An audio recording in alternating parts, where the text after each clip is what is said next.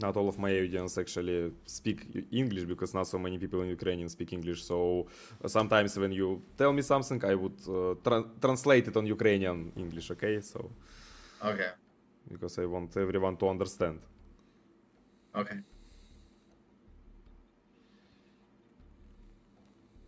Sounds good.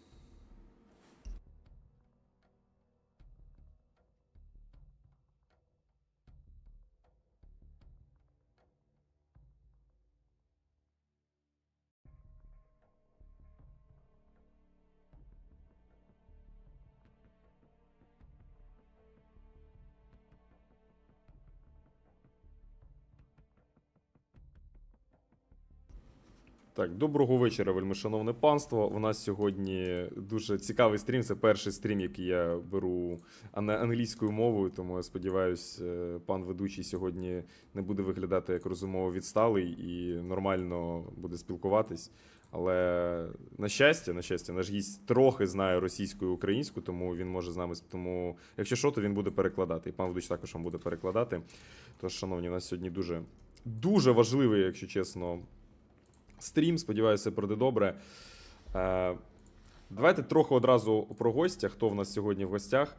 В нас сьогодні вельмишановний пан, колишній військовий армії США, який воював за Україну, починаючи з 22-го року.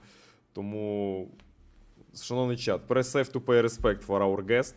And hello. We can start our interview, actually. Привет всем. First of all, I want to thank you a lot for your service. Thank you for fighting for my country, because I mean, not so many people from USA and Western world come to my country and fighting for it, and so I'm so appreciate for you. And so what? And I wanna. Can you please tell us about from which state are you? Because I think you're born in the USA, yes, in the United States. Do you want me to tell my story as best as I can? I can try to do it in Сурик. Привет всем, меня зовут Бенджамин, я из США, родился недалеко город Бостон. Есть 38 лет. Я был американский солдат. Я работал в Ирак, делал 8 лет. И тоже после я работал такая приватная армия. Афганистан, Кувейт, Германия. После это время, и я закончил это и путешествовал в Украине. И я люблю жизнь там. Я жил в Киеве. И была экс-девушка из Украины, тоже изучал на русском и говорю чуть-чуть, трохи по-суржик язык. Недобрый, але на русском можно чуть-чуть. И after, right before the war, like just before the war, I knew that the war was going to happen. I wanted to go to fight in Ukraine in 2014 and before the full war, but my ex-girlfriend didn't let me. She said, no, you're not doing this. So before the war, I thought I should learn languages, Russian, some Ukrainian. I could speak 6 or 5 foreign languages. and I went to university for international relations, and I thought I'm going to maybe get a job with the CIA or something like this. And then the war, it started, and I had a breakup at the same time, which is просто пиздец. Break up and war together, it's ужас. And I thought, man, I can maybe get a job with my own government after studying 4 years. And or I can just go fight and go help the Ukrainian people. So I first went to the border of like Moldova and Romania in March. I handed out like basic supplies for refugees, and I found somebody driving to Mariupol, and I gave a bunch of military supplies that I got with my own money and some donations. But then I thought I want to do something more. So then I went to France, and I picked up this medical vehicle full of supplies, and I drove it to Lviv. And then I thought, like, this isn't enough. I need to do more. I'm not helping enough. I'm as a person, I'm very hard on myself. Like, it's never enough. It's never enough when you really love and believe a cause.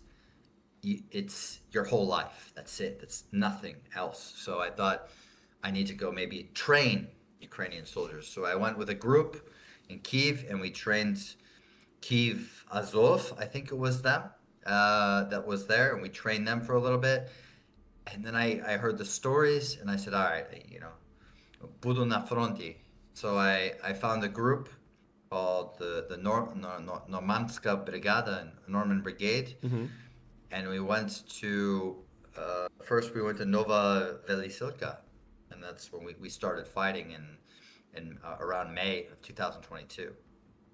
Mm-hmm. I little bit translate to my Ukrainian subscribers because I see chat and not all of them understand English so good. Коротше, друзі, він розповідає, що він спочатку долучився як до волонтерської діяльності в Україні, тобто він приїхав на кордон України у Румунії і допомагав волонтерів, їздив в Маріуполь, їздив у Львів, але вирішив долучитися до Збройних сил та поїхати на фронт з його друзями з Азову. Я так розумію, звідси і футболка. Can we ask you about your T-shirt?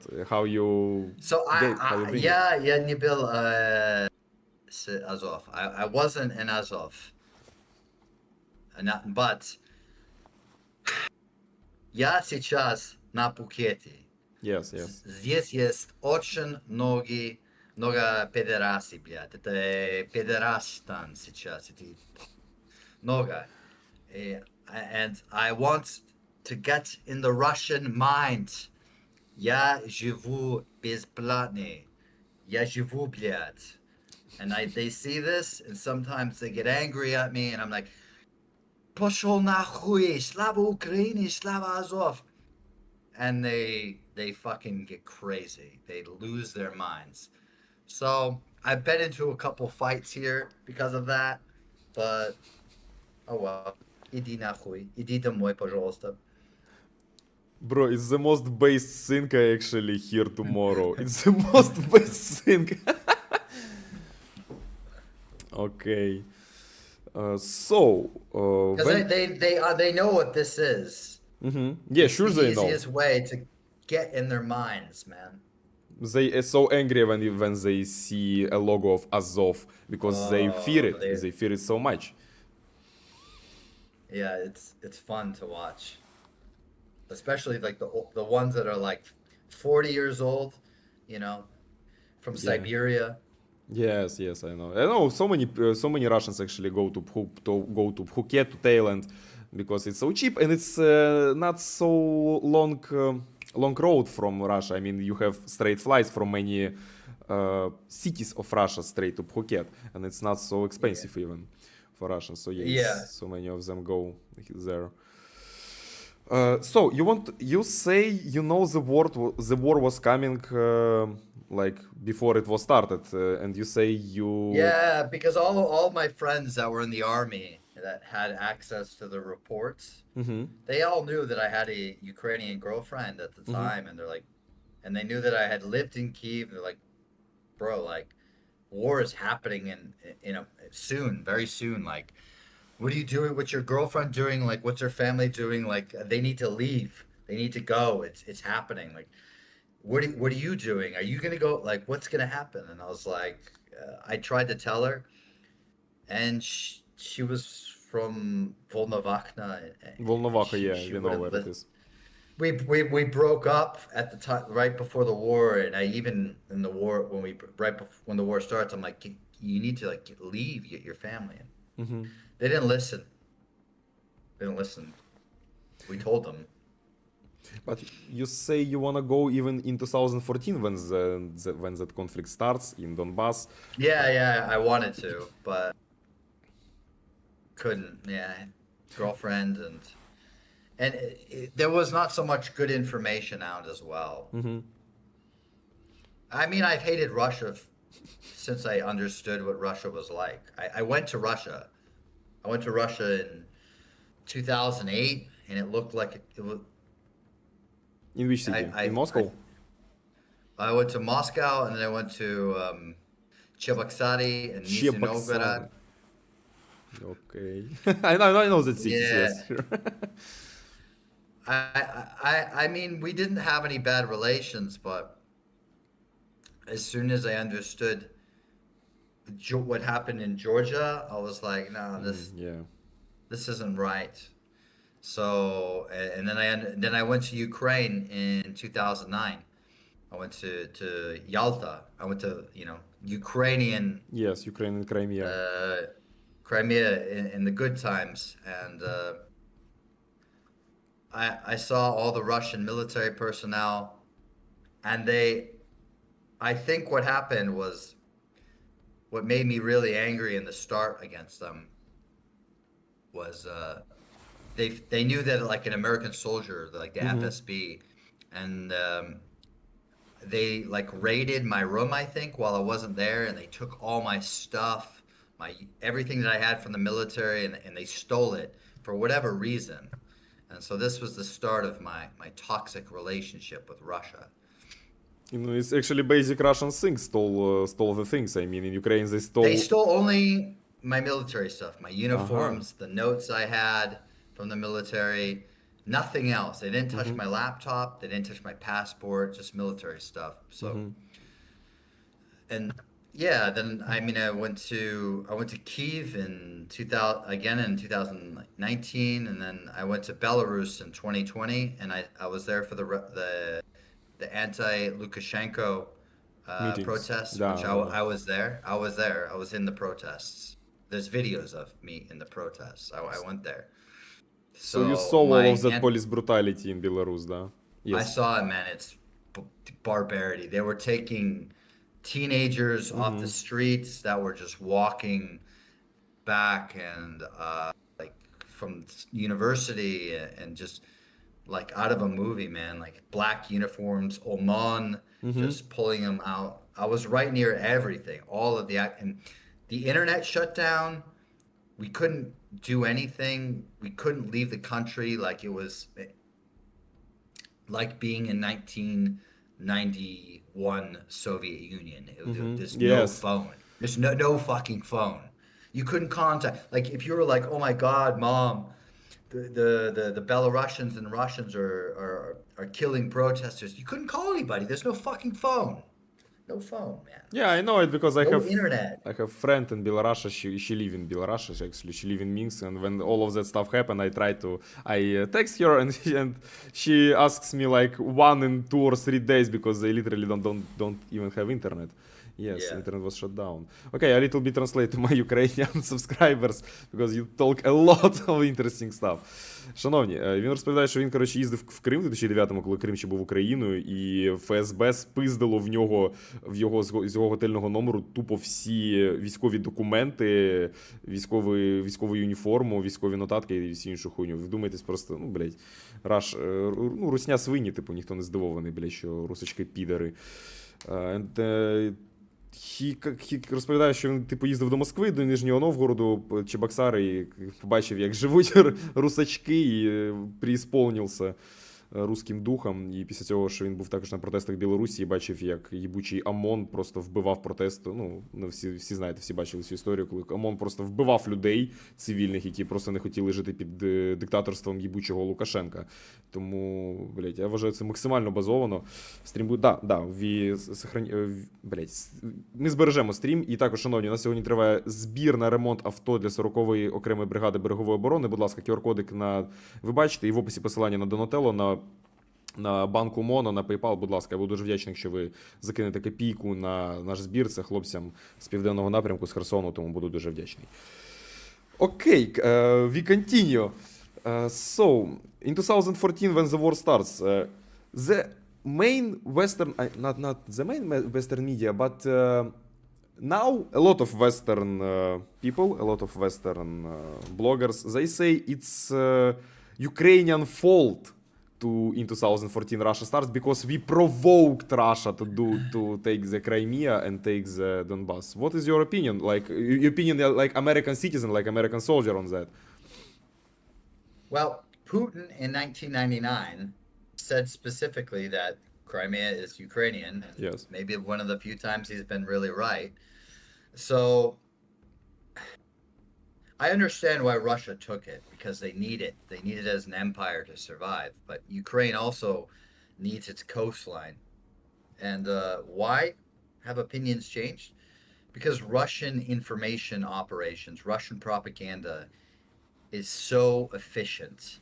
It's getting into the minds of everybody, everywhere. It moves so fast. And now my new fight is fighting Russian disinformation. And that's what I wake up every day. I look for people who have opinions that are pro-Russian, and I throw them in the toilet with my Instagram. It's a really good thing you do, because it's really a lot of pro-Russian. I understand some of them was just paid by Russia, because Russia spends billion on their propaganda. So some of that Western influencers, they just paid by Russia, but some of them, they just useful idiots. I mean, they literally believe. Useful idiots. Yes, they literally believe Russia is Orthodox country. They literally believe Ukraine or NATO provoked Russia to do that. I mean, how you can be provoked to start the war? I mean, to start the genocide, you can't be provoked to do that, because we didn't even do nothing. We don't bomb, because all of that.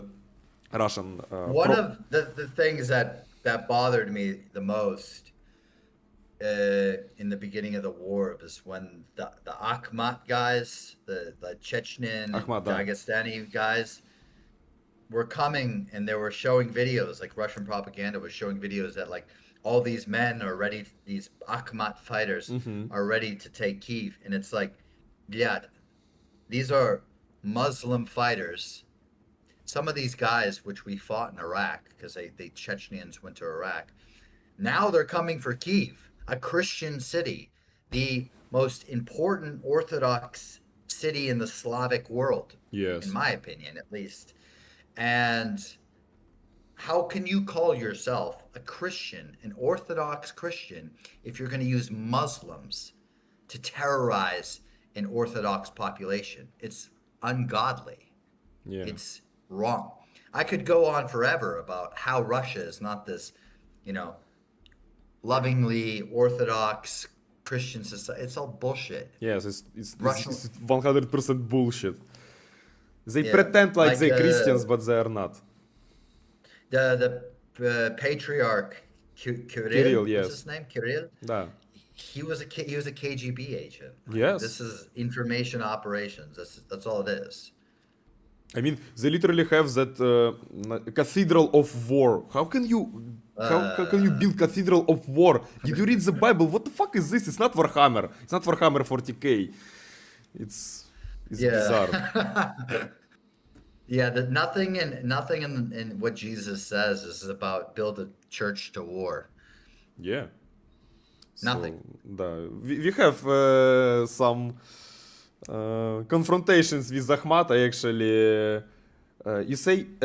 you say you wanted by Russia to buy because they claim you a mercenary, yeah? If I'm not wrong. Yeah, I have a conviction in Russian court or Donbass court or whatever.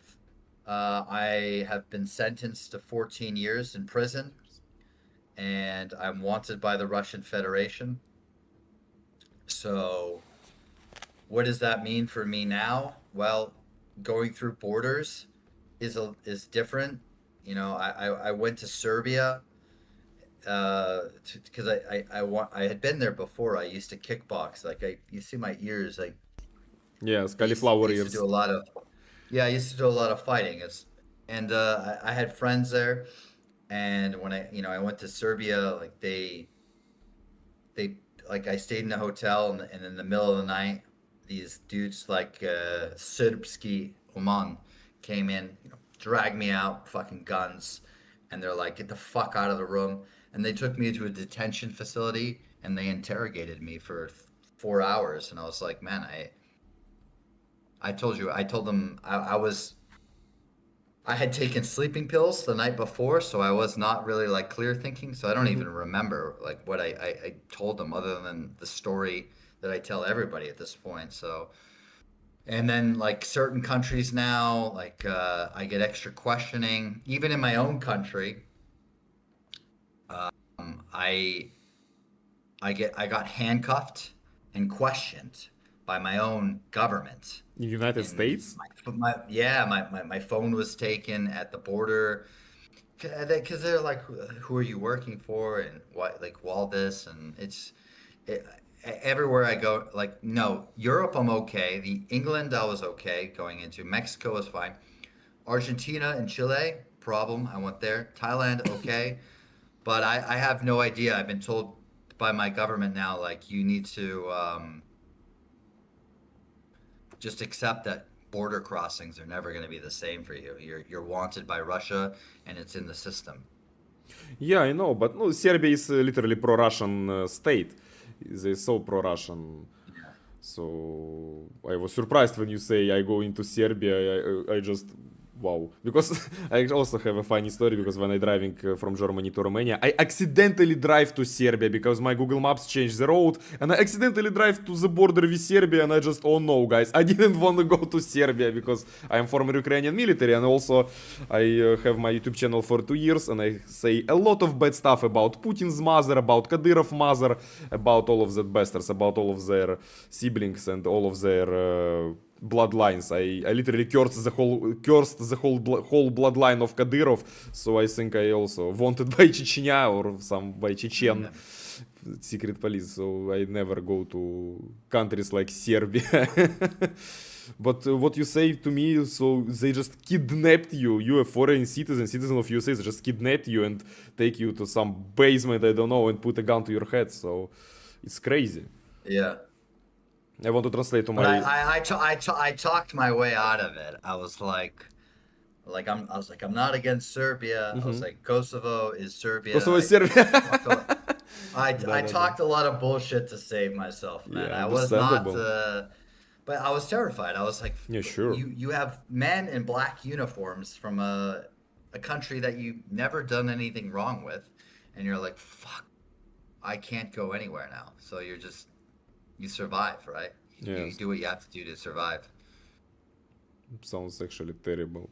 Шановні, прикиньте, чувак розповідає, що він поїхав в Сербію, тому що в нього там друзі. Він приїхав в Сербію, і його, блядь, посеред ночі сербська там якась таємна поліція, ну, типу як ФСБ, напевно, типу тільки сербська. Воно його спиздило, просто посеред ночі приставило йому пістолет до голови, блядь, і на підвал відвезли і задавали запитання. Це піздець. Добре, що в Рашку не депортували. Actually, it's a good thing they didn't deport you to Russia, because Serbia can. They so pro-Russian country, and they can like not deport. How it say when?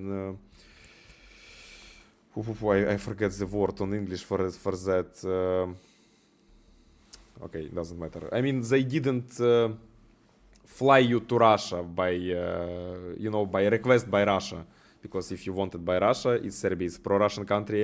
I think Russia can ask them to take you from Serbia and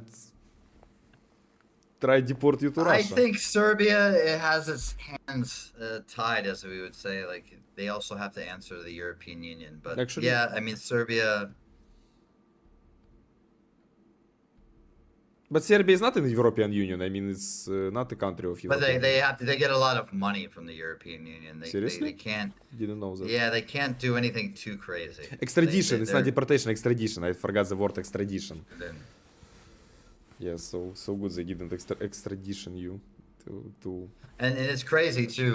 Like when the charges were formal with me in the Russia, the FBI, Federal Bureau of Investigation, flew out because I was in Argentina, and they came and I had drank a ton the night before, like a ton. So I woke up with a hangover, and I had no idea that they're coming. And I hear on the door, and I open the door, and it's like two FBI agents. They're like, "We want to talk to you." They're like, you're wanted by Russia. Your life is different now. And they had a long discussion with me about that there's a lot of Russian operations in South America now, and that they're like, we don't think you should be here, honestly. And yeah, it's Russian operations are everywhere. So. Yeah. They even kill Ukrainian soldiers in German hospitals. I mean, in Bundeswehr hospitals, and they kill Ukrainian injured soldiers, Ukrainian injured officers who have treatment in German hospitals, and they kill them. It was literally a couple of cases when they kill even. Imagine in Bundeswehr, it's NATO, it's literally NATO, but they do it. So yeah, they intelligence so sadly they working so good. Sadly for us. Yeah. They're strong. But came back to 2014 about your opinion to Ukraine provoked Russia to do that stuff. I mean, because so many people, I literally saw like that argument, Ukrainian start killing people in Donbass for Russian language. I mean, nobody killed a single person before Russia came. Everyone knows that Yanukovych was a Russian proxy. Like he functioned for Russia, and that he betrayed the Ukrainian people. Yes, it's true. So Maidan happened. I think everybody knows this. And then Russia sent its little green men, as we call them in English, into the Donbass and started a war. And Ukraine, I tell people like, I was like, you understand that like in the 2014, the Ukraine had to get guys from Azov. They were the first people to come and come help. And yeah, it was bloody. It was a mess, but Ukraine had to survive. It was either Ukraine dies here in 2014 or it does what it has to do to survive. And yeah, it wasn't pretty. It wasn't beautiful, but it's fucking war. Yes, so, sure. And Russia started it for sure.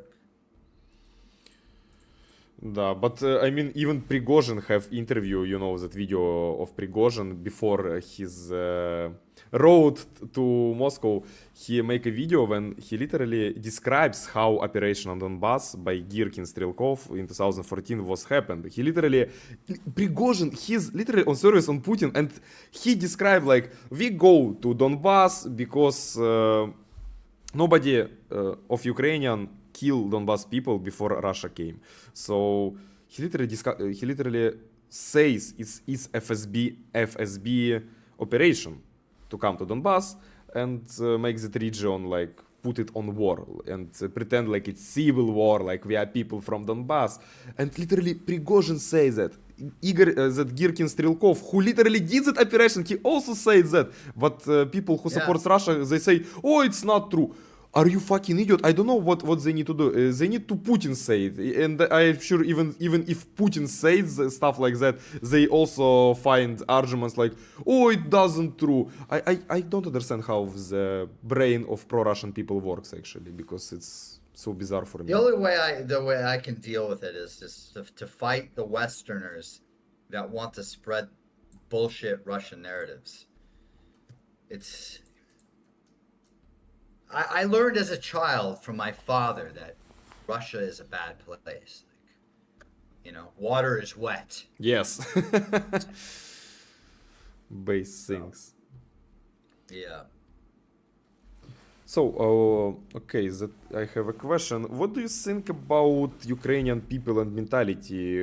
In which way it's different from Russia? Because some of Western also influencers say Ukraine was invented by Lenin in 19, I don't know, in some year. Ukraine not even exist till 1991, and say Ukrainian is just the same as Russians, but just pretend to be like different nation, but obviously it's not true. So I want to hear your opinion on, because you like foreign person, you like you like a man from USA, and you see it like Well, in third person view on that. Well, you know, Ukraine is very different. You know, there's lots of aspects. You have the Tatar people in Crimea. You have lots of Greek people too, like in Mariupol, and other like southern cities as well. You know, Greek people of Greek blood. And you have Western Ukraine, which feels more like Poland. Poland, yes, So Hungarian. yeah, so it feels it feels different than Russia. You know, a lot of things are similar, of course, but the difference between Russians and Ukrainians is Ukrainians can see the bullshit in government and in Russia. Russians, maybe they can, maybe if they see the bullshit, they don't care. They don't want to talk about it. You know, I не политик, я не люблю политик. You know, yeah, like they want, they're like the horses with the things over their eyes. You know? Yes, yes. They just close their eyes to all of shit the government do, because I'm a small man. What can I do? It's big politics. It's so complicated. All of that на Russian narratives. Да. Yeah. Yeah, like Ukrainians, I think, have more of a independent mind.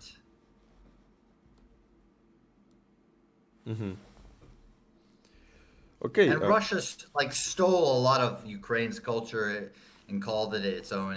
And Russia is not just one culture as well. It's, you know, the Chechenian people, the Burat people, and so on. Yeah, I mean, even in like ancient times, like in 17th century, they just conquered the whole Siberia and literally enslaved people, and and stole their culture and pretend like it's our culture now. They even stole our borscht. They pretend like borscht it's Russian cuisine, it's Russian dish. You don't have borscht, and also actually I saw they have Moscow borscht. They have a recipe of Moscow borscht. I saw that shit. They literally put sausages inside the borscht. Sausages and Why? I don't know, because they're stupid. They like to eat trash. I don't know, because how do you have an idea to put sausages on a borscht? Why not beef? Yeah, and now they pretend like borscht is Russian cuisine. So yeah, every time they stole culture aspects of every nation they conquered and of every nation they oppressed.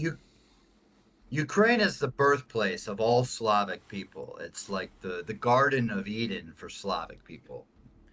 And all the Slavic people moved to different countries and different places, but Ukraine is as original as for Slavic people, you know, these forest Slavic people. And Russians are the Burat, Mongolian, Tatarsky sort of horse riding enemy, you know, that came in. Yes, but Russians pretend like Kievan Rus. It's like Kievan Rus, so it's Russia, because they pretend like the word Rus, because that. No, it comes from like a Norwegian, yes, like the yes. people with the oars or Viking language, Vikings, you know, with да. the yeah. Yeah, So, okay, your favorite Ukrainian city? Depends what season. Summertime, I like Odessa, but maybe wintertime or other time. Oh, I like Kyiv, Dnipro, and Odessa. I don't like Lviv. Why? I don't know. It didn't touch my heart, I guess. I like Kyiv, I like Dnipro, because especially too, it's so beautiful. Like if the river during springtime, it's really nice, and there's good restaurants in Dnipro. Veranda. If you Yeah, I like Dnipro. There's a restaurant called Old Pal in Dnipro, and when we weren't on missions, if we were in Dnipro, we would go and drink and eat there. And good food, beautiful women, not a bad place. And in Kyiv has the best nightclub, Closer. So nightlife in Kyiv is good. Did you have favorite So restaurant in Odessa? No, I don't really remember. I went there with my ex, and we just I don't remember any of the restaurants. I just remember it was a nice place. I had a good time with her, and we had good time. So I was only been there. I've been there during peace, and yeah, of course, I liked Yalta before the war. Okay, because I'm from I Odessa. don't like Lviv. You don't like I don't like Lviv. Don't Yeah. like Lviv. Many of Ukrainians don't like Lviv because they pretend it's our like problems, like in USA also that stuff like people from some states call people from another states like hillbilly, you like redneck or stuff like that. So Kharkiv is good. I like Kharkiv as well. It's a good place. Spent good time in Kharkiv. It's a nice city, but yeah, Dnipro. I love Dnipro. It's probably my favorite. Actually, I'd never been in Dnipro. Did you try Odessa shawarma? Shawarma in Odessa. Shawarma like kebab. Yeah, I've had shawarma in Odessa, but it was like in the winter when I went through during the war, and it was like 7 in the morning, and it was the only place open. It was not special. Okay. I don't. Yeah, it wasn't anything I remembered that well. I had good food in Yalta. Good food in Yalta for sure. Do you have your favorite Ukrainian dish? Salo. Salo. Salo. Yeah, I mean, I eat Ukrainian food all the time. Ukrainian food is. I like Japanese and Ukrainian food the most. So. You're not so in love Salo. in USA food, yes. I like USA food. I can find good food anywhere for sure. But I've lived outside of the United States for a long time now. So I'm in Thailand now. So they have a cafe down the road that's like it's called International Cafe Chibrik. It's owned by Russians, but they don't like their own country because they don't write Russian anywhere at all in the restaurant, but they serve Ukrainian dishes, vareniki, yeah, I like vareniki a lot. With what? With potatoes or with cherries?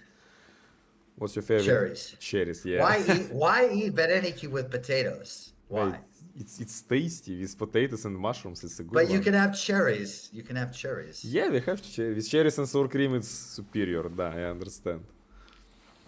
You can have pilmeni with potatoes too, I think, right?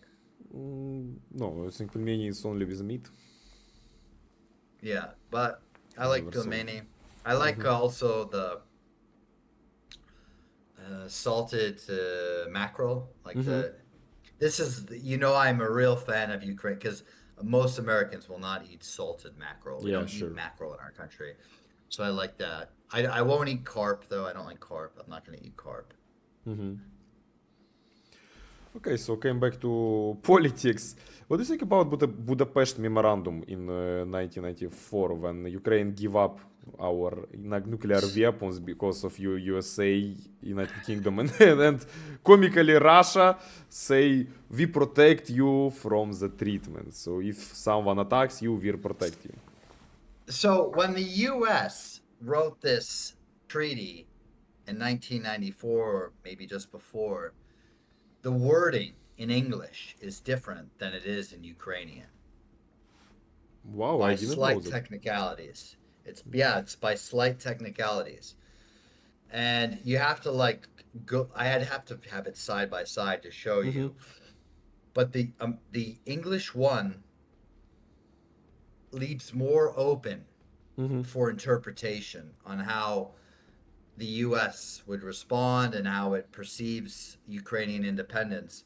So Ukraine got fucked. Yes.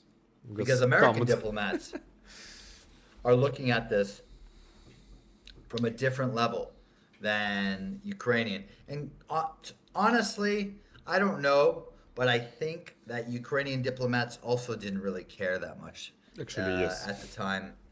They didn't care. They didn't take it seriously. Russia, наш брат. There'll never be a war. You know, maybe Seychelles, but not Russia. And well, you know, people made a lot of mistakes then, and Ukraine got fucked. Yeah, we literally got scammed because we gave up our nuclear weapons for nothing, just for nothing. Even not for money. If they pay us, I don't know, like 200 billions, we would okay, because for that money we can build a strong army. But they pay us nothing, just I don't know, 600 millions of. And the 90s were pizdец. It's pizdец, yes. Everything. I saw your video sure. about 90s and USSR and Paul Rolls when they ask people on the streets like, do you want in 90s, do you want to back USSR? And some people in 90s say, oh yes, we want to go back to USSR. It's because in USSR it was like slightly order, because 90s is a pure chaos. 90s in Ukraine it was a pure chaos. It's like Mad Max movie. So да. Yeah, I have a good story about that. So what I remember talking, I had a Ukrainian girlfriend at the time, a different one, but she was like, I said to her just randomly, like, I miss the 90s. It was so great.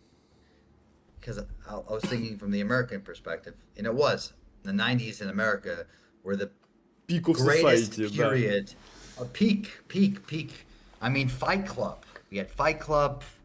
We had Radiohead. We had great music. You know, the worst thing our president got caught doing in the 90s was getting a blowjob in the office. Yeah. That's it. It was a great time. So when she heard that, like, oh, I miss the 90s, she was like, почему? Like, зачем? It was ужасное время. Yes. But in 90s you have war in Iraq. I mean, it's... Well, we had the first Gulf War. That Yeah. wasn't 2003. I went to Iraq in 2009 I went to Iraq. But we had, in the 90s, we had like 30-day war with Iraq. We had You smash them. Bosnia. You smash we Saddam fucked them. Hussein. Like, because and Saddam Hussein has a really big army. It was like 6 or 7 armies in the Huge. world. Yeah, we destroyed his army in Kuwait and kicked him out of there. And it was one of the best foreign policy missions of the United States. Yeah. People always label American interventionism bad. It's like, no, this worked out great.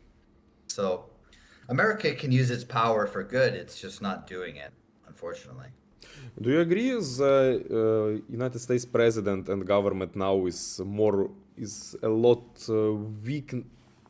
It's more weakness than in previous, like in 90s, like when George Bush, when that guys was running the country. Because I mean, they have that war in Kuwait, and when Saddam Hussein attacks, and they just sent your navy to Kuwait and fucked up the Hussein. And now they didn't send any forces to fight Russia.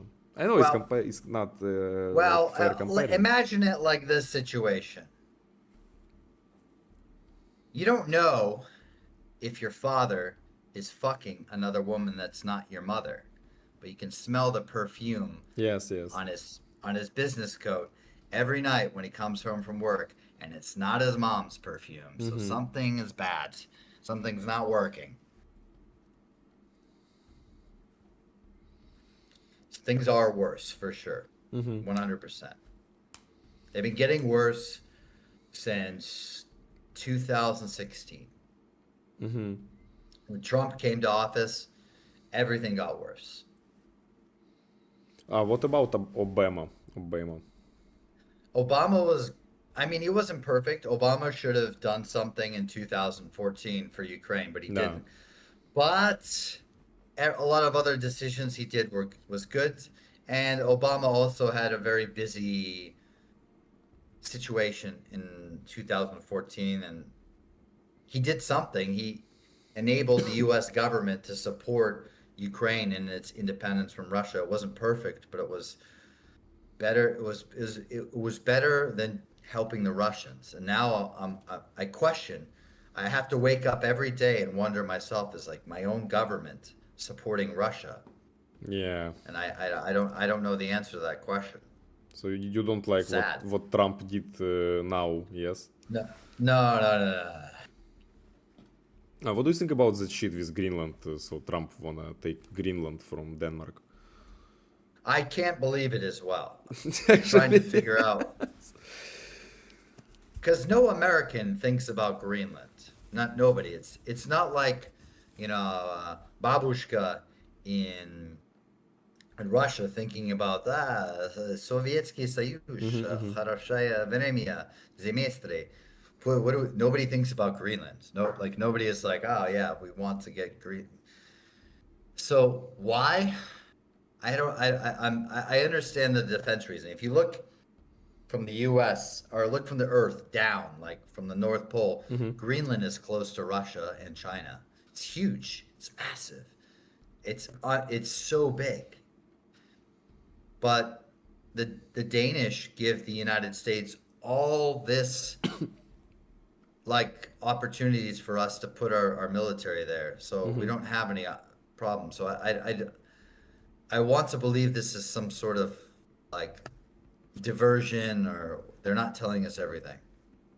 Yes, I mean, Alaska is closer to Russia than Greenland. Alaska is like 20 kilometers by Russia, so... Yeah.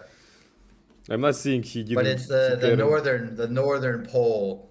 I mean, the trade that's going to go between Russia and China and in Europe and all that. Greenland's all really close to all that. I understand strategically why it's important, but again, we should try to be a better country and not threaten NATO with tariffs that we want this land back. So I'm still in shock. I mean, it's literally your allies. It's NATO country also. It's European Union country. What's the problem? Right. But that Venezuelan operation with Maduro was great, actually. It's like literally special military operation. The real SMO. The real, yes. The real SMO, 3 hours. Putin's SMO, 3 years, like... Four now. It was 4 years, 4 years, like... forever. We were there. Forever. We had American soldiers in Venezuela for 30 minutes. And we took 0. Not a single American died. And they lost at least 200. And the soldiers that fought against America report that we used special weapons, like energy weapons. Oh yeah, I hear about that. Yeah, so I mean, I think this is good because we've shown the world like, hey, we're not weak. Because Russian propaganda is saying a couple of things. Americans don't have great aircraft and that they can't get through air defenses. Well, we saw in Iran that we were able to bomb their nuclear plant. And they have all those Russian air defenses all throughout that country. Yeah, they were destroyed in part by Israel before we went in, but we went into that country with no issues, bombed everything we wanted to, and left. Then we went into Venezuela. Also, again, second point, they have Russian air defenses, and well, we defeated them. So this idea that America is not making good weapons, that we don't spend our weapons, and that we are not tested, it's bullshit. It's bullshit. It's bullshit Russian propaganda. That's true. And we've shown them that we do have special weapons. We're not sharing them with Ukraine, which is unfortunate. Unfortunately, and yes, it's sadly. horrible. But you know, we don't want to share everything. So, but Yeah, you sure. know, so we want to be special and unique. But I think we need to give Ukraine more weapons because destroying Russia or even weakening Russia to a point, because now Russia has to buy everything from China for the most part, and they're becoming slaves to China. Yes, they're literally slaves economically. of China. All this bullshit that Russia speaks about Ukraine is going to be the slaves to the European Unions. You guys are the fucking Chinese right now. So You're based. getting face fucked. You're getting face fucked by Xi and all those people because you have to buy from China in their currency, and now you've opened up your borders for the Chinese, and they're moving into Siberia right now. Yes, They're true. setting up operations, and so Russia is going to be a slave to China at the end of this war. Actually true. The And great Christian white nation of Russia, the slaves of China. the great Christian leader Putin literally kissed a Quran from the hands of Kadyrov. Yeah. So yeah, I mean, Yeah. блядь, Did he get circumcised too? да. My subscribers ask, what do you think about that Russian propaganda who says it's a lot of Nazi in Ukraine and Azov is a Nazi battalion with Nazi symbolic, with Nazi ideology and all of that stuff? Well, I don't think it's true. 2014, a lot of people from prisons got let out to go fight, and as Ukrainians, you guys know that people in the Soviet culture of prisons, they would get swastikas and Nazi stuff on tattoos in prisons because it looks based, right? And it's a way of saying fuck you to the system. So yeah, there's definitely that happened. But now I saw more foreigners who were Nazis than I saw Ukrainians. So I don't think Ukraine has more Nazis than Russia, and I don't think it's an important discussion. It's not really important. At the end of the day, who came? Who came to save Ukraine in 2014? Actually, It yes. wasn't the pink hair feminist brigade. The pink hair barista working, she didn't go. It was hard right guys, man. They saved Ukraine. Yes, actually in 2015 or in 2016 after that fights on the east of Ukraine, like when Ato a little bit starts to little bit colder and fights not so hot, and we have LGBT pride who literally have actions in not action. They have protests in Kyiv and say. I forget the word in Ukraine. They was against Azov battalion. They was against because Azov are Nazis. They so against LGBT. They against gay people. They so oppressed us, and the government need to. I need to Google that word. I'm sorry. And they was against Azov. I mean, who the fuck fighting in 2014? Not gay pride, not that gay people. And after that they say, Azov regiment is so bad. It's just a circus. Yep. Dissolve Azov. Yes, they want to dissolve Azov. I always say like this. This is the analogy I make. I'll try to explain it as slowly as I can because it's important.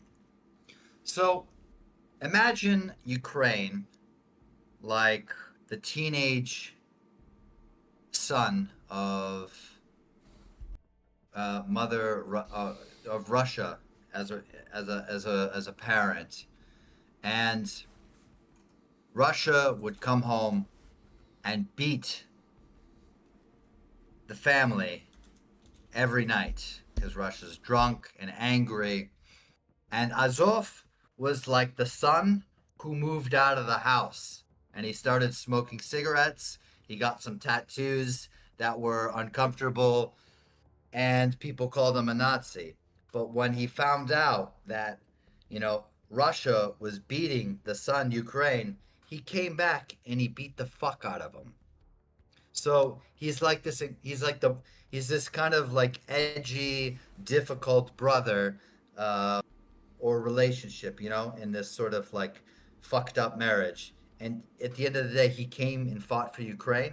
I don't care what his ideology is. I don't care. I don't care. Because we are right. It's nothing question about ideology. It's just question about who's right in that conflict. So we have a right to protect. We have a right to self-defense.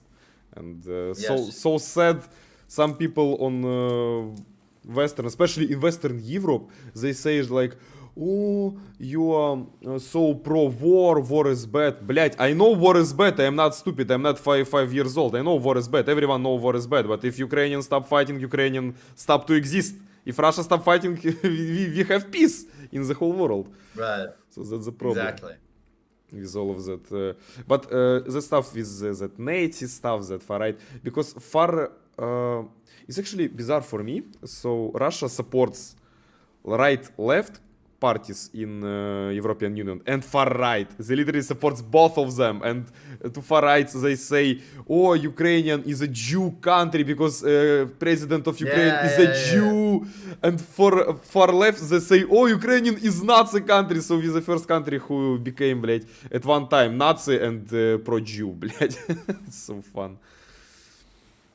So sad. It's so much of stupid people in Western Europe, because I think their life is so comfortable and so good for a long time, for a long term, and now they forgot how to fight, forgot even how to think. Yeah. For sure. Russia's propaganda is unfortunately better than ours at this point. Yes, it's so much better because they spent billions on propaganda, billions. So, блядь, that German party, I bet you know it's Alternative for Germany. Alternative for yeah. AfD, yes, Alternative for Deutschland. They literally have one of the member of party. It's literally Kadyrov member. He's literally pro-Kadyrov member who said Russia is great and Russia need to conquer Germany and the Germans need to give up. And I don't know what the fuck German police doing. I don't know what the fuck they doing. That bro literally have Instagram account when he spread all of that information. And 100% sure he was not corrupted, how I say. He was founded by Russia because he literally not Russian, he's Chechen, but it's for me it's the same. I don't give a shit. So yeah, it's so sad for me how deep Russia roots now in whole of European Union. It's so sad for me. And my subscribers ask you, what do you think about do Russia attack Baltic countries in I don't know, in 2026 or 2027? Like Estonia, Latvia, Litva. If things get if your trajectory of how bad things are getting, yes. Unfortunately, because I mean, every day we wake up with a new reality. It seems like, okay, America wants Greenland. Like, why is Trump putting tariffs on NATO? So if this problem gets worse, then it's possible, yeah. But I think in 2026, at the end of it, Russia's economy is going to be exhausted. I hope so. So, yeah, I don't think their economic situation is going to last forever. So, the thing too with China is China understands this as well, and they don't want Russia destroyed. They want them weak, but not destroyed. Sure. So, I don't. There's also the question is if China will go for Taiwan, because a lot of people think in 2027, which I think is more the big. Because if China goes for Taiwan, it's open season. You know, it's full. Everybody can hunt for what they want. Yes. And things are changing now too, because Trump is showing that the U.S. does not care about these rules anymore, which is kind of good because nobody's playing them. No, it's like, why would you play the rules in this game of chess or football or whatever you want to call it, geopolitics, if nobody's playing by the rules, and if you lose, you fucking die. Yes, That's true. it, you know. But if Russia attack Baltic countries, what do you think about NATO? How would say not answer, not a reaction Well, to Poland is Poland has a good military, like really good. Like they've taken a lot of U.S. money. They've been buying. We've been giving them stuff. They have trained with us. I've worked with the Polish military. They're very competent. Poland will not let Lithuania, Latvia, or Estonia get bullied. So Poland is a good guy in the area. Poland hates Russia more than anybody else. Probably hates. It's true. I think Poland is the original gangster of hating Russia. They've always hated him, without question. They've never been friends, really. I mean, they've been forced to be friends, but they don't like him. So the Polish will fight back if they do that, and if the Russians have to fight the Polish, they're fucked at this point. So if Russia don't attack Poland, if they attack just that Baltic countries, do you think, I think Poland Poland go will to the fight war? back. Poland will fight back. Poland's waiting for an opportunity. You don't have to convince Polish people, hey, the Russians are bad. Yeah, it's true. you You had don't need to convince them, but yeah, say. Ukrainian people, some Ukrainian people, be honest with me, on February 24th, woke up and read the newspaper and was like, oh, Russia's a bad place. Polish people have always known that. I think Polish people have hated Russia a lot longer and a lot harder. Actually, think yes, we're okay. but I have a good argument against that. Poland's always remember. I forget. Chat, please help me. I forget. Що поляки нам їбуть голову постійно? Піздець, я забув. Катинь і Волинь. They always remember us all that Volhynian massacre when Ukrainians and Poland they have that conflict. Poland also hates Ukraine too. Yes. Right? That's another. This But- is another history. Yeah, but they always remember it, Ukraine, oh, you have that Volhynian massacre, but they never remember Russia about Katyn. And in Katyn, Yes, they do. Russia... That's not true.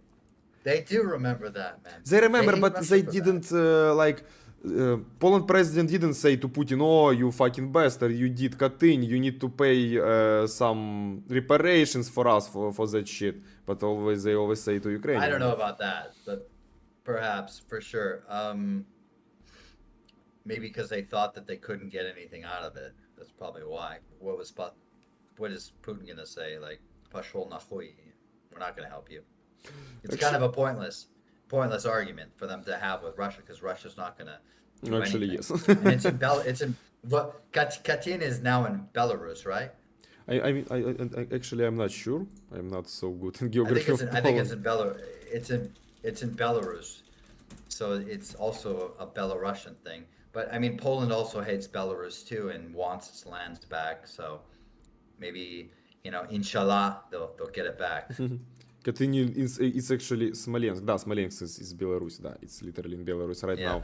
But even instead of Katyn, they do a lot of shit against Poland people. I mean, they literally oppress them. They literally Oh, yeah. attack them with Nazis in 1939. They literally invaded country. Yeah, they took their land for sure. Да, да. And there are still Polish people, Polish blood, Polish ethnic Catholic people in Western Belarus. Yes.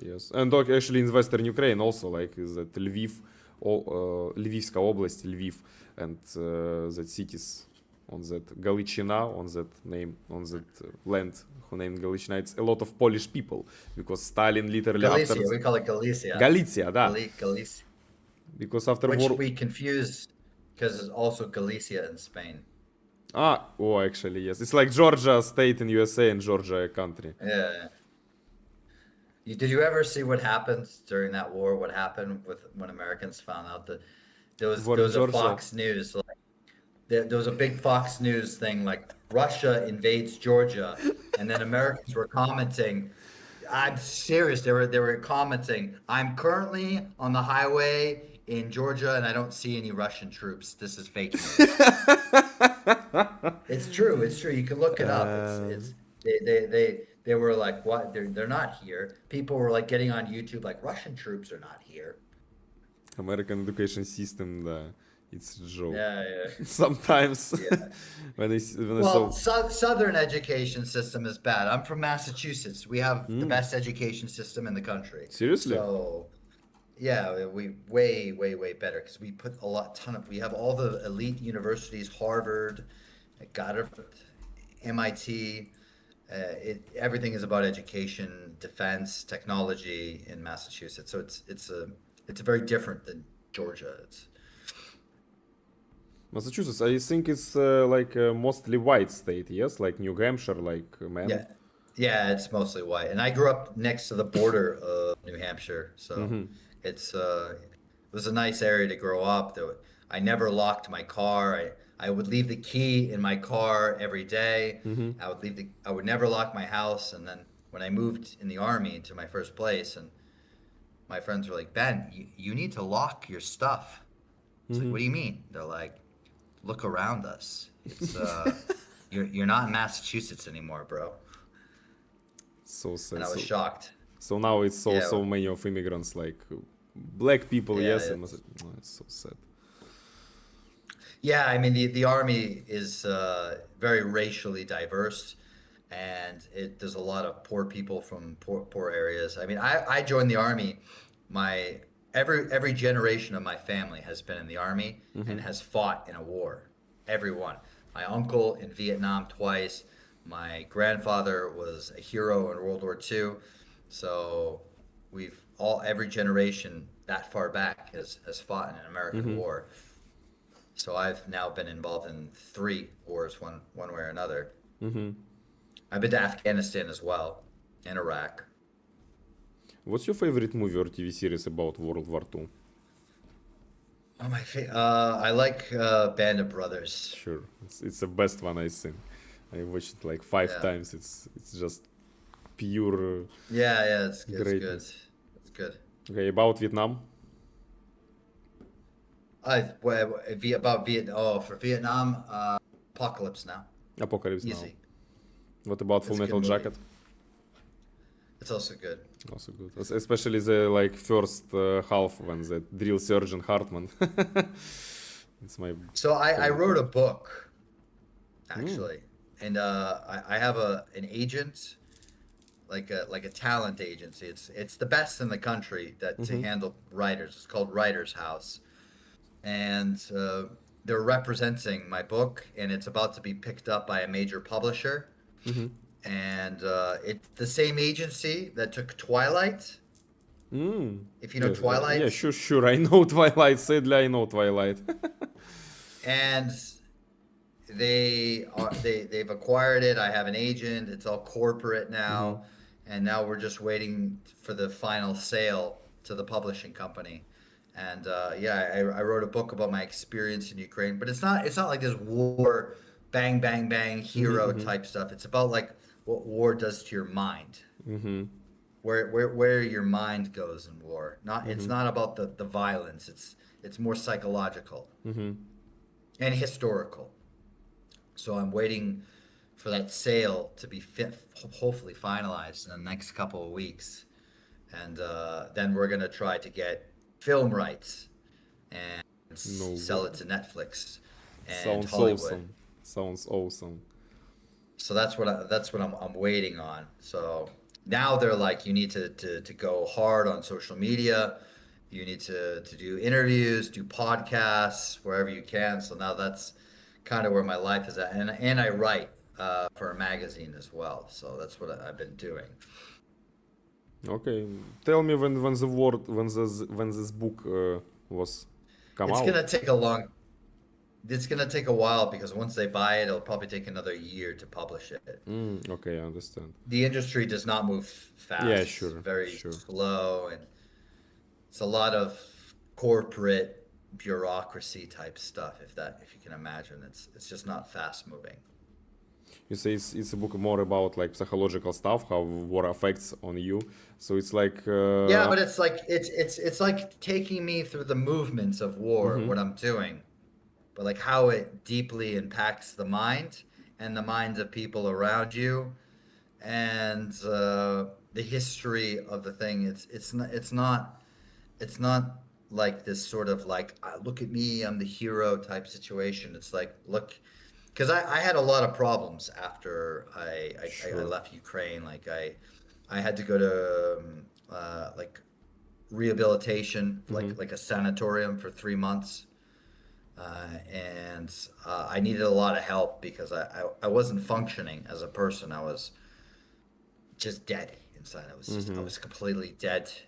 You know, like Iraq, it was easy to get over because the people there are from a distant, exotic, weird culture. They're Muslims. They're nothing like us. We don't have any. Afghanistan, the people there were like primitive, you know.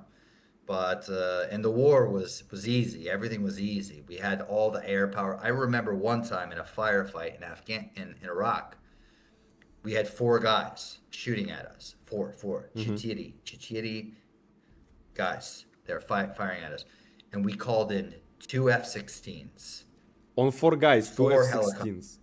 4 helicopters, and Tisica Soldat reinforcements, 1,000 soldiers, just to deal with them because we could.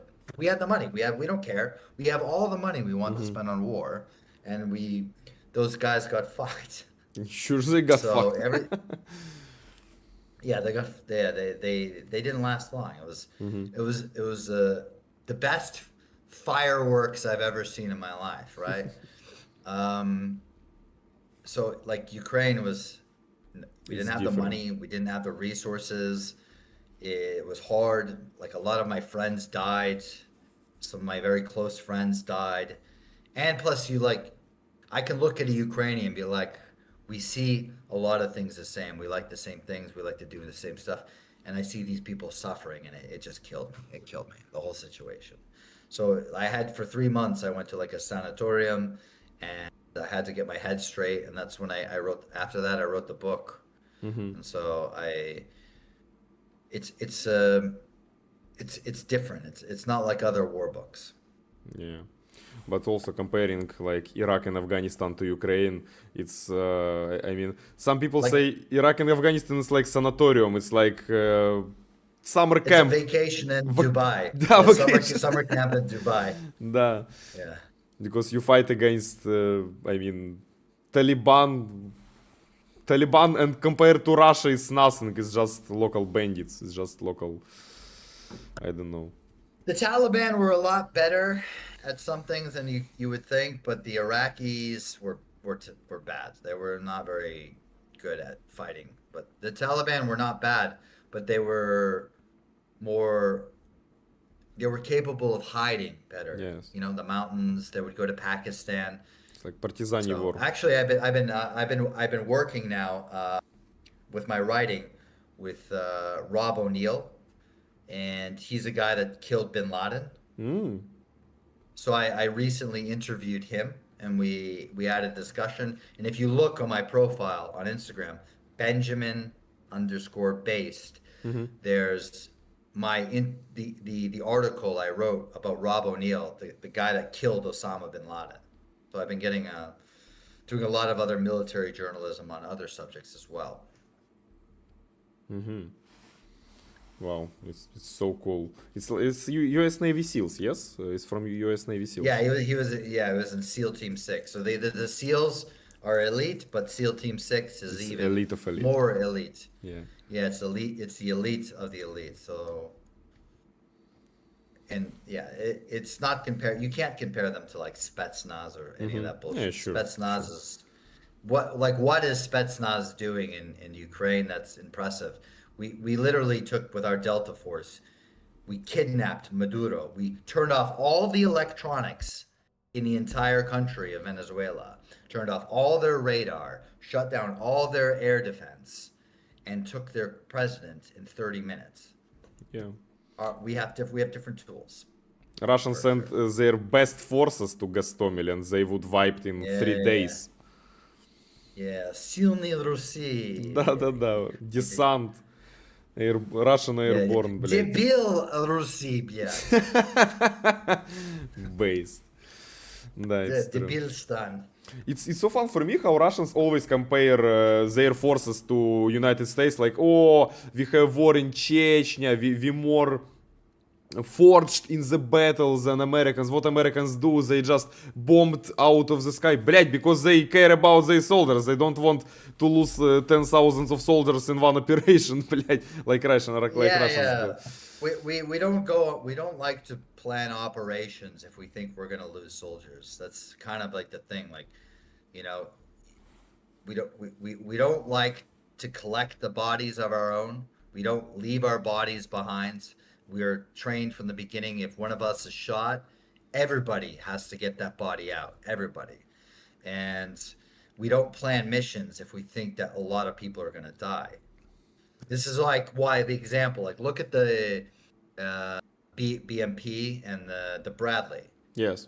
The Bradley, yeah, it's not the best, coolest thing in the world, but Ukrainians love it because you guys don't die when you get hit by an RPG, whereas a fucking BMP is a piece of shit. BMP is a piece of shit. Did you know how Russians called BMP?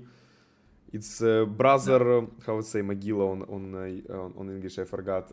A brother grave of infantry. A brother grave of infantry. BMP is братская могила пехоты, so it's like that abbreviature.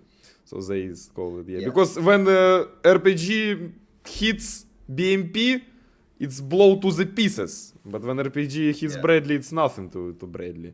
It just stopped. I remember when I was like with in 2022, my group was like, oh, we might get a BMP for our unit. We're gonna have armor. I'm like, no, I don't want this.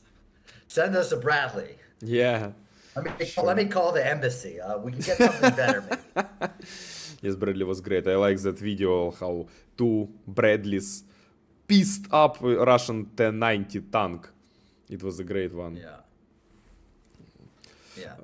My subscribers ask, what is your opinion on Nick Fuentes and Paul Miller? I bet you know them. Fuentes is pro-Russian. Mm-hmm. He has undermined pro-Ukrainian sentiments in the American discourse. Mm-hmm. Is Nick Fuentes right about some things? Yeah, he is right about some things for sure, but he doesn't understand that the real fight is with Russia. Everything else is just noise. It doesn't really matter. And he thinks we should be friends with Russia. So fundamentally, I disagree with him there. And everything else he wants. And then, does he mean Steve Miller or Paul Miller? I think Paul Miller, I think is a Gypsy Crusader. Да, Paul Miller, Gypsy Crusader. That guy in chat roulette who wears Joker face and call every black person a nigger. I'm looking at who this guy is right now, and I don't know. Okay, it doesn't matter. Who Paul Mill? I don't know who Gypsy Crusader is. I've never. No, but yeah, like Fuentes, he says some things that are funny, but again, I have nothing against Jews at all. I have no negative opinions of Jewish people. I don't think we should support Israel as much as we do. I agree with Fuentes on that regard, but you know, it's not like I don't like he screams about it. And it's also too, it's like what is the difference between this pink-haired, woke, feminist, liberal socialist type girl that complains about the patriarchy and white privilege and makes everything about the identity. What is the difference between this bullshit and Fuentes? It's identity politics. Identity politics, I don't think, is making the United States a better place at this point. We have real issues. Russia. Yes. We have real issues. Like, we have to fight, we have to deal with Russia, we have to deal with China, everything else. Well, you know, Doesn't matter. I think it's a distraction. It's a Да, distraction. distraction, да. Okay, we go to the spiciest part of our interview because, you know, Ukraine have a lot of problems actually because, yes, we fight in Russia, we're right, but we have a lot of problems inside the country. I mean, the corruption in Ukraine. What do you think about it? How bad it is on your view? I think corruption is a major issue. I don't know what the answer is completely, but if I had to come up with a solution, is all this money that's coming from the US and all this. I think there needs to be a way to make it open source.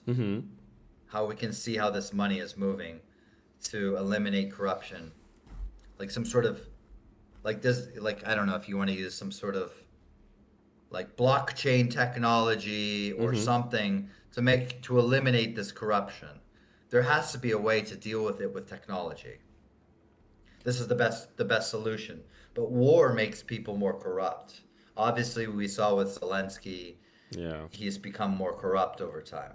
Yes. But I mean, what are we gonna do?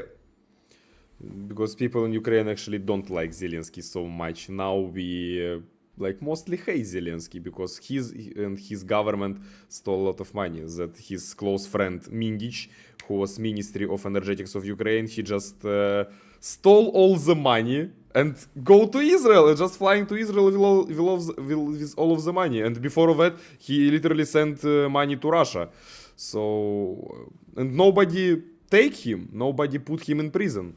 So with corruption is a lot of problems in Ukraine actually, sadly for me, because it's one of the problems why so many even people in army, they leave the army right now, like desert tired, because they just tired of this shit. They just tired the salaries of our Senate or our Верховна Рада, you know what it means, да? Deputies. Yeah, like Congress or Parliament. Congress. They I mean, like, always hire. I didn't get paid anything in 2022. So, I mean, like when I went from the one volunteer unit. So I was with the UDA in the beginning and then I went to the International Legion. I wasn't paid in the International Legion and money went missing. Like the International Legion's being pulled apart, stopped, ended. So that's another thing. There's definitely a lot of corruption even with the military, but I think the corruption's worse in Russia. So yes, it's worse in Russia, but the problem is Russia is more wealth than Ukraine, is wealthier than Ukraine. They have like a lot of like close to infinite resources with all of that gas, oil, and they have infinite resources and they have bigger budgets, so they can handle it. It's not affect so much. And they have a lot of people. They have like 140 million people. So it doesn't affect so much on their army as at ours. It affects if you as a Russian soldier and you fight with some Rust AK-47 from the Cold War. Yes, it affects on you. But in general, because of they have a lot of weapons, a lot of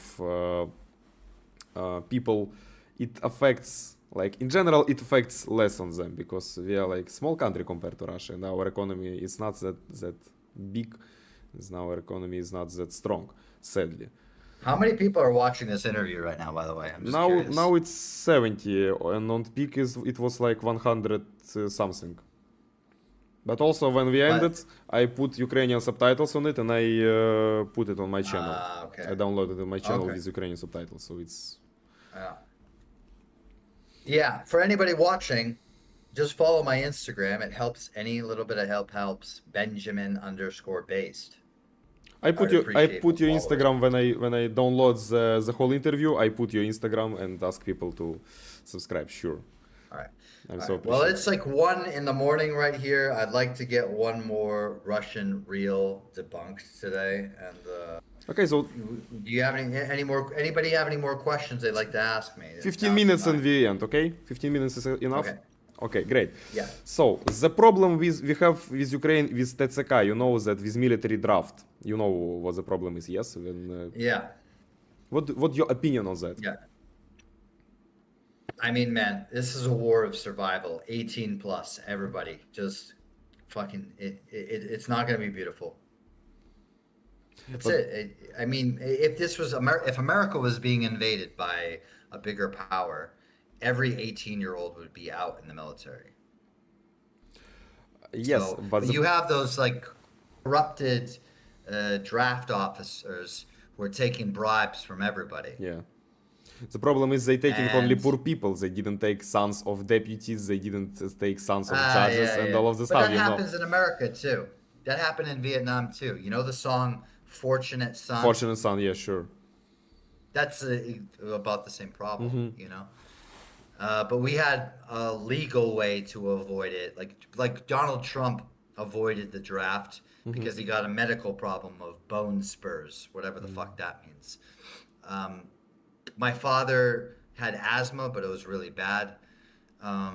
So he had a real excuse. So this problem is going to exist in any society, even in a rich country like the United States. So it's not surprising. Shouldn't surprise anybody. Like when in history have you heard about rich people going to fight for their country? It's not. We knew this, right? We all knew this. But in It's World just War worse II, in Ukraine. so many like people in United States from World War II. I mean, like every United Because States people- president after World Because- War II, they have fighting in that World War. Like Nixon. Yeah, because Kennedy. they were office. Well, because Americans were extremely patriotic people, and a lot of them were officers. Like John F. Kennedy was an officer. Mhm. I mean, if here's this: if you have a war in your country, and you are rich, and if you're listening to me, and you're from a rich family, and you have a war in your country, and your son is not an officer in that war, your son should never lead anything in that country. He should be a fucking black sheep. That's how a society works. 100% Rich agree men- with you. Rich, powerful men. If you have a son, he's a fucking officer in that's how it worked with us. And if you didn't, you're garbage. Yeah. So, but like society is polluted now. You know, men want to look good on Instagram. They want and too, like women want this rich guy and stuff like that. And rich men don't fight wars in Yes, yes, Ukraine or true. Russia for that matter too. And so я хочу бизнесмен, you know, Да. Nobody wants a war hero. Где будет бизнесмен, когда будет в войне? You know, like where is he going to be? How important is this guy? So it's a societal problem in Ukraine and also other Eastern European countries that people think that war is only for the poor. Like if you're rich, become an officer and you serve your country. So everybody did their part in World War II. Vietnam, a lot did, but not everybody. But Vietnam was different. Vietnam Yeah. was bad. But the main problem in our military draft, it's not even the problems they taking only the poorest people. The problem how they do that. They just kidnapping people on streets. They beat that people. They'll kill that people. They kill a lot that's of wrong. people. That's wrong. And I think wrong. the people who do it, they need to be charged. They need to go to prison for it. But nobody go to prison because Zelensky say it's okay. And also second problem. So that's why I wanna. That's what my question is, because it's really bad. For my opinion, it's really bad, and so this shit is low moral. Even if you a soldier, you saw that shit. You don't want to fight for that country because you see how the country threatened people, threatened your nation, and that's the Yeah. problem. Also, question: Did you know in Ukraine we also have feminism in Ukraine, and they say it's good thing, and actually they support military draft, but only on men. They didn't support military draft on Ukrainian on Ukrainian women. I don't want to see women die, man.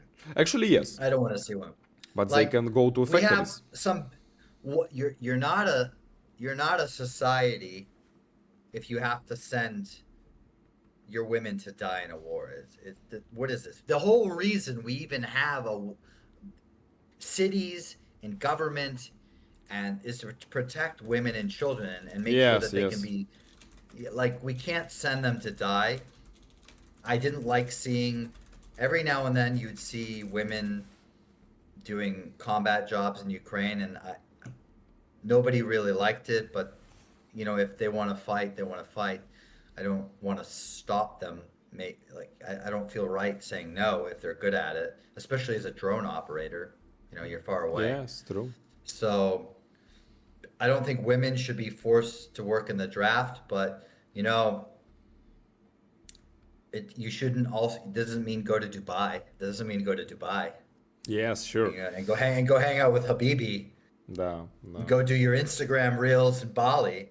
Да. Ukrainian women here have no interest in me because I remind them of the war. Yes. Because I talk about it all the time. It's all on my Instagram. It's my public profile, and I have to because of the book. I have to sell a book and talk about it. And they've told me, like, you need to talk about the war. You need to talk about the war. And so, like, when I meet Ukrainian women here, for the most part, I'm kind of disappointed. Like, you're not a patriot. Yes. If I wasn't here, I would be back in Ukraine. But I'm here. You know, my family has already been through enough. 3 wars. Mm-hmm.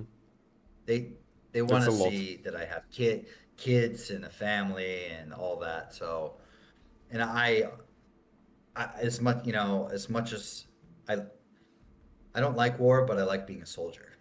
I understand. So, I understand. But No. I need surgery as well. I hurt my knee worse in Ukraine. I was getting out of a vehicle, so I need surgery. So I can't even fight if I want to. So. The problem is with that women, they also support the war continue. You know that videos how they live in someone in Spain and say, oh no, how it say, мирна угода, no Treaty. Yes, they say we need reconquer our territories still borders of 1991. We need go to war. We don't continue to war. For me, it's like so you're not bizarre. going to get Crimea back.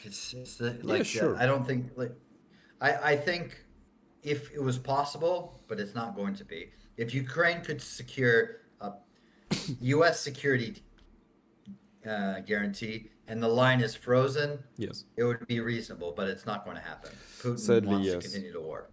Yes, and sadly Trump is so weak to do something about that because it's obviously Russia wants to continue the war, not Ukraine. We want to stop. We want to the war stops. Yeah. Okay, last question, and we can go. Okay. What do you think about Ukrainian higher military command and Alexander Syrsky, because he was literally Russian and he was born in Russia, he studied in Russia military higher command, and now he is our main general, like our main commander, and soldiers of Ukraine. Budanov is good. Huh? Budanov is good. Budanov is good. Okay. I think he's Budanov. good, right? Budanov, he's good. It's our chief of our intelligence. But he's good. He's better. He also have problems, but he's better than Syrsky because in our why we so hate Syrsky, because he make that infinite assaults. He that make infinite. I mean, we need to go to the defense strategy because now we are weaker and we need to go back to the defense strategy. But he wants assaults, attacks, and it's actually stupid assaults because we lost many men. We lack of men, yeah, 2023 was a disaster. True. Zaluzhny да. was, yeah. Now, Zaluzhny blamed NATO and American commanders for this issue, and I mean, yeah, maybe. I think we weren't on the same program, but the counteroffensive in the Yuzhny Donbass to what was it? Not Summer Metropol? counteroffensive, you know, yes. Tokmak Yeah, and the summer counteroffensive. Tokmak, yeah, like that whole Zaporizhzhia Oblast. situation was a slaughter. Yes. And that was the biggest waste of men that they also sent too little amount of men into Bakhmut, and they Yes. like the whole thing was a waste of men, and that was under Zaluzhny. So I can understand people wanting to replace him. I don't know everything about that, but then you obviously then Syrskyi. Things have not gotten better. And when did the Kursk counteroffensive? When did that happen? It's That Syrskyi. It's 2023 and 2024. Yeah, like, or even the worst one was the one when they tried to cross the river. What's the name of that small town? Krynki. That little town, Krinky. That was. It's my personal Yeah. pain. Yes, it doesn't even make any sense because they don't even have. It's not Normandy. It's not Operation Overlord. They just sent people to die. Yeah. Like there's been a lot of really bad decisions by Ukrainian high command. Ukraine should fight. Ukraine, after Kharkiv and after Kherson, should have stayed to do this defensive Strategy. posture. Да. But I think people wanted to see the political, people wanted to see the political gains to show Washington, to show Biden, to show the EU, like, hey, we're still winning. And war is not politics always, war is also, you can't win a war by setting political objectives. Yes, You have to win a war by setting war objectives. Yes. Yes, because now we don't even have like a long-term strategy. We just try not to lose the war because we don't even have strategy like we have before in 2023. Like, oh, now we have counteroffensive. We take back Crimea, we take back Zaporizhzhia, take back Mariupol. But now we don't even have strategy. What we gonna do? We're just surviving. Now we're just surviving because not giving us enough weapons right now. USA stop giving us the vehicles, the armored vehicles and their shells, and now yes, so our military command is shit. Sadly. Yeah, well, at least you don't have Russian military commanders. I don't saw so many differences right now between Syrskyi and the Russian military command because they both do that massacre assaults with a lot of people, and that's the main problem why so many people in Ukrainian army are deserted right now, because they just want to be alive, they just want to stay alive, and with that military command it's so hard objective to stay alive with that military command, and now yes. I mean the assaults. Ukraine just needs to hold. That's it. Yes. Hold the line, bleed Russia, hope that Russia's economy dies, and a better situation can be negotiated. And that's the best case scenario. Because literally 2 days ago Syrskyi give, actually not even 2 days ago, it was yesterday, Syrskyi give a new interview and he said, we can win a war in defense, we need new assaults, we need new counteroffensives. And I just, bro, what the fuck are you talking about? Where you find men on that counter-assaults? So I'm so sad. Like Kursk was all the stories I hear out of Kursk are bad as well. Yes, we lost so many forces in Kursk, and it doesn't even make any sense. It's not even our territory. We just sent forces there and lost like half of them. It's so bad. And yes. And okay, last question. What do you think about Russians terrorized Ukrainian people with that attack critical infrastructure? Like they attack electro stations, they attack all of that stuff, and now Ukrainians totally black out and literally surviving. I mean, it's Russia. It doesn't. I think they wanted to do this even more before, but now they're just making life even harder now. And it's it's a it's if you were Russia, you would be doing the same thing. Why wouldn't they want to make lives miserable? They understand they want to break the psychology of Ukrainian people. But you consider this like a genocide of Ukrainian people? It's a genocide as a whole, of course, because if Ukraine loses this war completely, in the worst case, where is Ukrainian culture going to be? It's like It's gonna be destroyed. it's not going to survive. Yeah. It's not going to survive in Warsaw. Okay. Yes. Okay, thank you so much for that interview. I really appreciate you for that interview and for you fighting for my country. So, thank you a lot. No worries. Russia is a common enemy, and we will fight them ideologically from now on. So, Yes, Russia is No a terrorist worries. state and the shit country. a stain on humanity. Stay no comment. Yes. Thank you so much. All right. Thank you. Have a nice day. Дякую. Okay, ciao.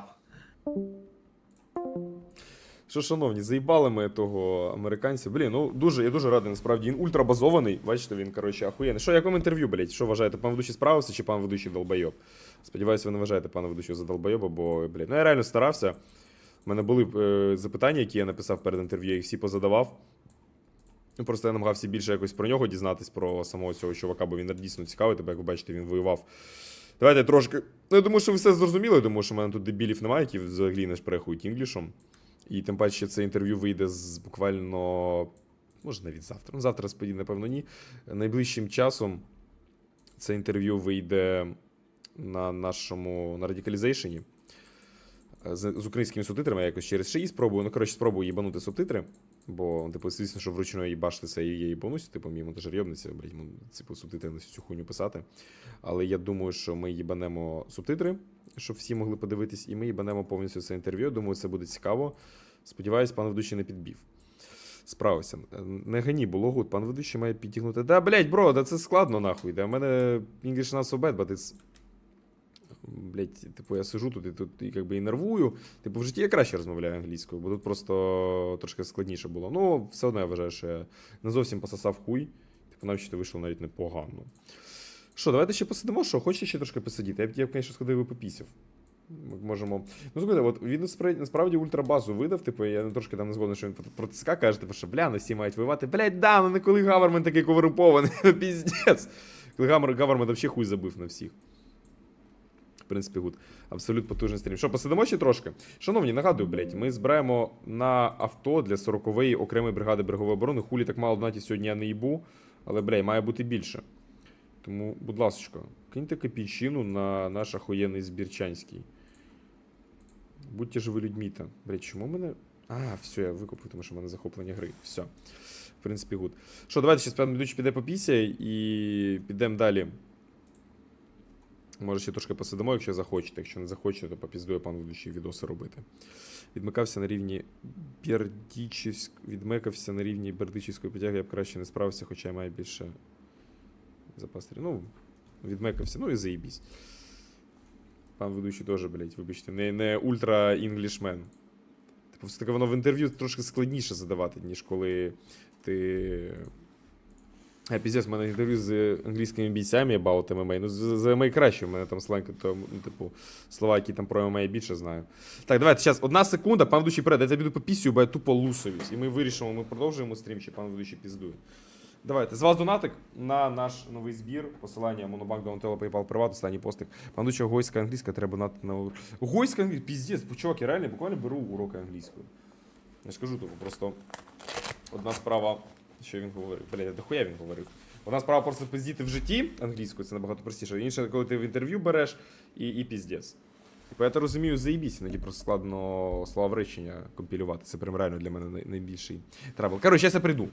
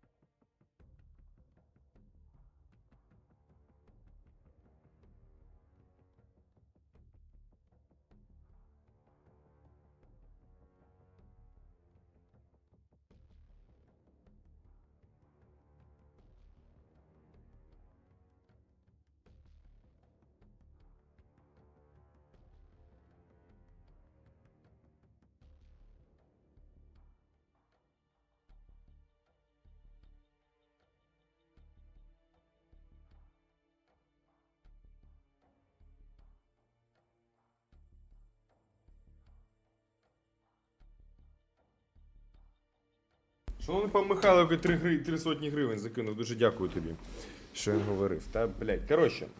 Стоп, а куди він закинув, нахуй? Хуй його знає. Перебійніс. Михайло Перебійніс. На ремонт авто, все правильно. Все. В яких ти вже даєш відповідь. Бля, да, до речі, оце дуже базована штука від шановної пані... Від пані Тані і Мілоша, типу, не задавай питання гостям, в яких ти вже даєш відповідь, як ти думаєш. Да, це правда, мені треба було... Ну, це перший раз, коли... Це перший раз, коли я взагалі беру інтерв'ю англійською, типу, ну мені це дуже складно було, якщо чесно. Я трошки нервував, бо, блядь, ніколи не брав інтерв'ю англійською. Але заєбісь, що взяв, блядь. Я потім все наріжемо цю хуйню. Максим, повага та подяка вам до когось, англійська норм, від тебе розумів, все головне. Та сука, ну я чесно, блядь, я сподівався, що бо це тисне на думку гостя. Да, це правда, це реально тисне трошки на думку гостя. Але, блядь. Ну я просто намагався прям пояснити контекст, блядь. Я ж не їбу, він, типу, повністю він в контексті чи не повністю в контексті. Але я радий, що вийшло так, що давайте щось посидимо, подивимось, якусь парашу. Ну він, типу, ну взагалі чувак ультраадекватний, мені прям сподобався. Ахуєнний чел. Типу він видав ультрабазу, типу все, що прям ультрабазюка на база, він все повидавав. Привіт, один з приводу повернення після війни назад. Ну ти молоденькі мають якісь гроші та плани, чи буде вікно можливості? Да хуй його знає, чесно, блядь. Знову ж таки, повернешся, блядь, знову буде СВО 2.0, блядь, і піздець. І знову ти пососав хуй. І що робити? І піздець. Тому хз. І тут вже не виїдеш, блядь, нікуди. Тут вже все, блядь. Думаю, що якщо буде СВО 2.0, то кордон буде. Я єдине, що забув його запитати, чи правильно зробив Зеленський, що кордон закрив. Ну, бачите, в нього трошки, чому інша думка, він типу все-таки бачить через призму вестерна. Через призму вестерна він все це бачить. Ну і це непогано, насправді. Ми тому і робили цей стрім, бо цікаво було, що тут взагалі відбувається. Але, сука, я думаю, буде людей більше. Типу, такий унікальний контент він зробив. Але не так багато було на стрімі. Типу, бачите, зараз там 55, зараз вже стрім закінчився. Типу, там на піку навіть було не настільки багато людей, скільки я очікував. Типу, я думав, що там буде 100, 200, хуй. Ну, нічого страшного. Я все одно радий, що провели цей стрім. Я буду закінчувати, шановні. Давайте по всім його тейкам. Він по факту сказав, що Раша терорист. Він одразу сказав, що він за те, що він воював за Україну, його, блядь, вражці кинули нахуй. Вдумайтесь, його, блядь, вражці об'явили в розшук. І він, типу, все, його заочно приговорили до 12 років позбавлення волі. І він, коли був в Сербії, він розповідав, що приїхала ця сербська поліція, блядь, таємна, ну, типу, блядь, СБУ, типу, ну, типу, як ФСБ, тільки сербська. І, блядь, посеред ночі його викрили нахуй з мішком на голові, і там ствол приставили до голови, і там почали розпрошувати. Це просто піздець. Це жах, нахуй. Потім що він розповідав? Що коли війна почалася, він приїхав до... Що він до цього був в Росії в 10-х роках. В нульових навіть. В нульових він був в Росії, типу він навіть тоді йому там не сподобалось, хоча нульові це пік Росії по факту був. Як держави. Як суспільства по факту. Типу, як навіть Росії, типу, каже, типу, ці, блядь, ситі нульові. Ось. І він каже, що українці набагато краще. Бачите, що він розповідає, що Одеса ахуєнна, Львів ахуєнна. Ну, Львів йому, до речі, не сподобався. Він каже, що Одеса, Київ, Дніпро ахуєнні міста. І що казав, що коли ми там, типу, воювали з США, коли США воювало з Іраком і Афганістаном, типу, він каже, ну йому було похуй. Бо, типу, ну, блядь, ти воюєш проти, точніше, типу, цивільне населення там, це по факту, ну, там, блядь, мусліми, і в тебе з ними немає нічого спільного. Це були не в тебе взагалі чужі, а українці це по факту білі християни. І для них, він каже, що для нього це все-таки, ну, по-інакшому впливає. І піздець. І каже, що... Це він ще казав. Конечно, йому дуже шкода, що з України такий піздець, що і не їбали на Будапештський меморандум, просто кинули як гоїв і так далі. Що він такий? Ну, дохуя на піздів, бля, я не знаю, що ще перекладати. Він казав, що в 14-му, типу, що коли війна почалася, це в 22-му, він спочатку приїхав волонтером, типу, що він думав, типу, що ось, ну, що він там допомагав, просто волонтерів, а потім пішов ще й в Інтернаціональний легіон, в УДА, Українська добровольча армія служити. Це там, до речі, де пан Роман Олскул, якщо не помиляюсь. Ось, і... Блять, що він прослужив, але він інжурі отримав, травму, коротше, у нього там травма коліна. Він казав, що він, типу, зістрибав з транспорт-віхайкл, з транспорту, і все, і пошкодив коліно, і тепер він вже не може воювати ніхуя. І піздець. Ну він ультрабазований, він, типу, він вже казав, типу, що ця пропаганда на рахунок України, типу, це ж все піздєш, що вони там, блядь, самі спровокували Рашку, бо дохуя вестернів. Щоб ви розуміли, в нього інстаграм, я залишу інстаграм в описі. Запитай бійця, так, Курська оперейшн. Да, він, ну, до речі, бачите, він сам сказав, і за Курськ, і за Кринки, що це залупа була, а не операція, що це просто не мало сенсу ніякого, чисто політична воля, по факту, політичний якийсь мув, Але, блядь, як ти можеш робити політичні мови в такій великій війні? Прикинь, ти стрімиш, бо кожен стрім якийсь сенс. Да, блядь, да в різні дні. Типу, понеділок не збирався стрімити, просто так перенесли цей стрім і так вийшов. Реакція помилка була, армія Іраку розбіглася в різні злочинні терористичні, коротше, проблем більше вирізали, ніж просто би хуй забив. Ну, хуй знаю. Помилка була, що Росію не розхуярили, блядь, в 22-му. Оце помилка була, що нам мало зброї дали. Втолений щось пізда. Так, взагалі, ми стрімимо в п'ятницю. І зараз я буду намагатися стріми кожного дня робити. Завтра стріму не буде, але я сподіваюся, що в середу буде, в четвер і в п'ятницю. В п'ятницю у нас буде підсумки тижня. В середу, я сподіваюся, я думаю, що я зроблю на твічі якийсь ігровий стрім, і в четвер, може, ще один якийсь на твічі стрім зроблю. Я хочу твіч зараз дуже сильно пушити, дуже сильно хочу пропушити твіч. Дай Бог, у мене вийде. Я впевнений, що у мене все вийде. Ось. Тому будемо потрошки... Ну, YouTube чисто на політичну історію залишимо, а і твіч будемо розвивати, бо твіч теж хочеться. Ось, і в суботу у нас нарешті UFC повертається. Це вообще пан ведучий, бля, пан ведучий вмирає без UFC, блядь, ні грошей, ніхуя нема, просто піздець. Якщо UFC не буде, то я вмру, блядь. Я залежний від UFC. UFC залежний, нахуй. Ось, тому такі справи. Тому у нас зараз будуть кожні вихідні, це буде стрім UFC. А так, взагалі, в цілому, у нас стріми по п'ятницям. По понеділкам, напевно, більше не буде, бо мало людей. Ти по понеділки, за кілька разів намагався стріми по понеділкам робити. Людей мало, бо всі зайобані, початок тижня, і люди просто хочуть відпочити. А десь серед тижня, думаю, будемо робити. Але більше все-таки твіч. На ютубі буду. Залишиш твіч в описі каналу. Да, треба, блін, до речі, треба давно це зробити. Хуй знає, що я не зробив. Треба зробити, я зроблю це сьогодні. Дуже дякую, що нагадав. Коротше, американець ультрабазований, бачите, воював за нас. Каже, що всі наративи Рашка це піздьош. Ну, бачите, він занадто дохуя вірить в Польщу. Типу, з цим не згоден. Він каже, що він вірить, що Рашка нападе на країни Балтії, але вірить, типу, він реально вірить, що Польща вступить за 3 країни, тому що вона сама перша атакує Росію, де я взагалі в це ніколи не повірю. Ніхуя. Ну, сенс. Типу, Рашка їм, блядь, за місяць розпіздує нахуй всю інфраструктуру, і що буде Польща робити? І, блядь, економіка Польщі по пізді піде, бо, типу, якась кількість поляків попіздує нахуй по країнам Європи. Це просто, вони просто кажуть, це не наша війна і нам похуй. Я реально не вірю, що поляки впишуться дуже сильно там, ну якщо їх ніхто атакувати не буде, чи навіть якщо Латвію, Литву, Естонію будуть нападати, що поляки впишуться, що вони прям, ну типу, відправлять війська, типу, і що вони атакують Рашу в цьому випадку. Вообще не вірю, абсолютно. У нього на це інша думка, бачите? Ну, його право. Зате ми його і кликали, щоб спілкуватися, правильно? Шановніші. Коротше, шановні, дуже дякую, що залетіли. Наступний стрім в середу, будемо якийсь ігровий стрім на твічі. Я твіч залишу в описі каналу, тобто він тут буде. Тому, будь ласка, не пропустіть, я дуже радий бачити вас всіх на стрімах. Будь ласка, донайте на наш збір. Ми минулий збір закрили, скоро буде звіт. І дуже дякую вам за все, що донатите. Дуже дякую, що сьогодні прийшли. Це дуже важливий стрім для мене. І сподіваюсь, в наступному я трошки англійську підтягну. Ще краще. Бо я постійно, я кожного дня її, сука. Хотів подивитися контент рівний сфор, але тебе тяжко знайти. Блять, шановне, Радикал ММА вводиш на Ютубі, там є ММА канал. Тому там на ММА можна зайти. Там класний канал, їбейший. Ось, будемо їбашити, будемо робити багато контенту. І, до речі, я думаю, що на цьому тижні я вже закінчу свій відос проти на свій особистий канал, де я буду розповідати, як я все з'їбав, як я служив і так далі. Всім добраніч, всім гарного вечора. Дуже дякую, що залетіли на цей канал. Дуже дякую, що залетіли на цей стрім англійську. Пан ведучий тут, сука, позорився, блядь. Але все окей. Дай Боже, що він мене розумів місцями, і місцями, типу, я там нормально шпрехав. Іноді просто деякі слова забував, ну, вибачте, я не можу пам'ятати всі слова світу.